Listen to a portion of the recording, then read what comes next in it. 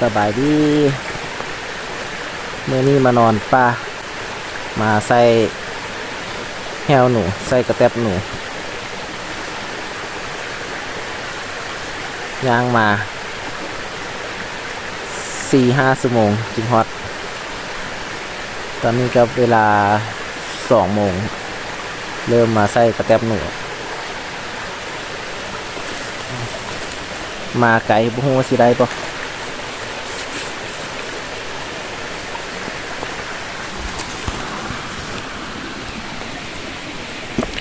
นี่เนาะ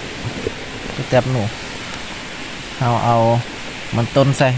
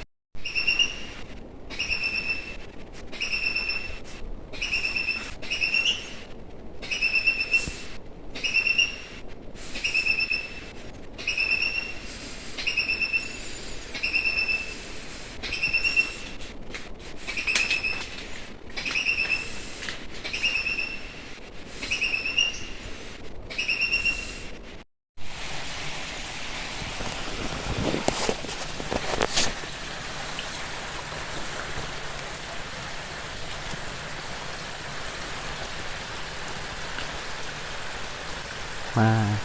นั่งกระหอกกระจอนในตัวนี้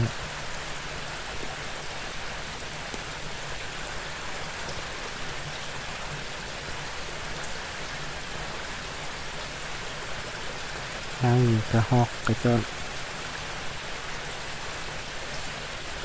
มันมากินมักปีกินกล้วยปลากินมักปีกล้วยปลา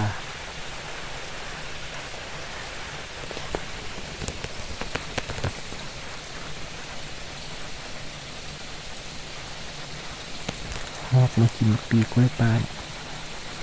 มานั่งนี่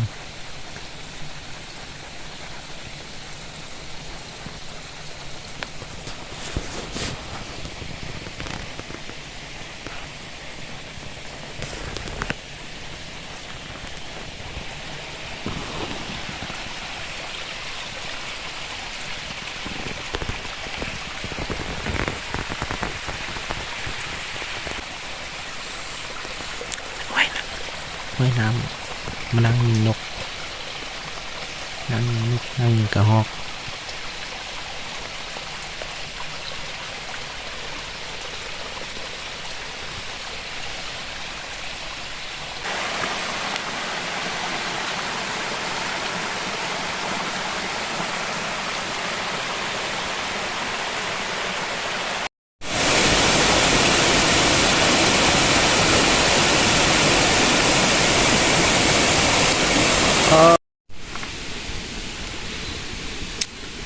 ผลงาน